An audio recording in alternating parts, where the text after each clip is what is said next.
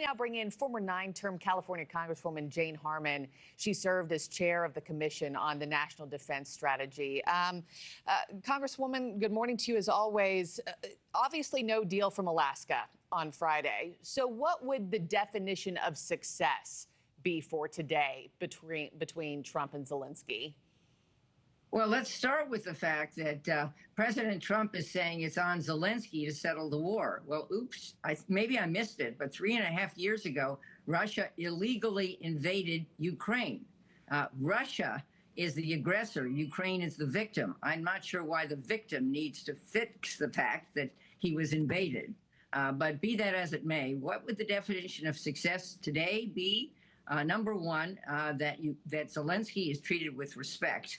And that awful White House dressing down some months ago is corrected. An apology by President Trump would be nice. He kept saying he wanted a thank you from Zelenskyy, but I frankly think the treatment was embarrassing for my country.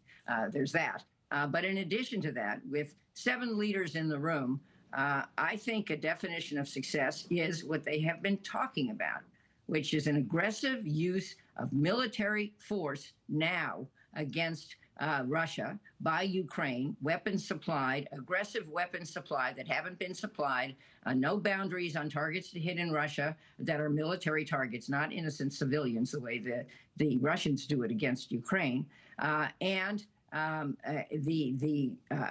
hopefully a ceasefire as soon as possible, plus the imposition by President Trump of secondary sanctions against countries that are trading oil with Russia. There is legislation in Congress, we've talked about it endlessly, authored by Senator Lindsey Graham, that would provide for this. It's supported by an overwhelming veto-proof majority of the Senate, which means it can pass even if Trump doesn't like it, but he apparently seems to be able to control whether it's on the floor.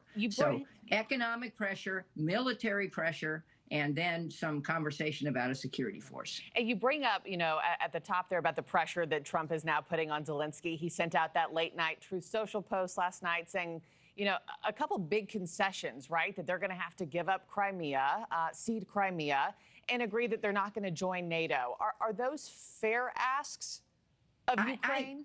I think it's quite astounding that the United States is telling Ukraine, a sovereign country that was illegally invaded by Russia, what terms it should agree to. I think this is Zelenskyy's negotiation with his partners in Europe and NATO, who are going to be the future victims of Russian aggression if this thing isn't handled properly. Let's remember, Russia never has obeyed any deal that it's made to respect Ukraine's sovereignty. And the most noteworthy was 1994, when Ukraine gave up its nukes. Russia promised to invade its sovereignty, and here we are again, and now it doesn't have nukes. Hello, Iran, which is listening carefully. Hello, China, which is trying to calibrate whether we would do anything that was serious if it moved to annex Taiwan. And lastly, before I let you go, if today, just playing hypotheticals, if today does not lead to trilateral talks, I mean, what are next steps, and what's your stance on how involved the United States should continue to be from here? Well, let's remind ourselves that President Trump said he would end this war in a day. It's now late in the summer.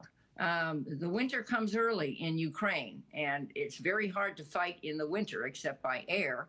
And Ukraine doesn't have enough air defenses, and Russia's replenishing because of the money it's getting from its oil trading with countries that could be sanctioned.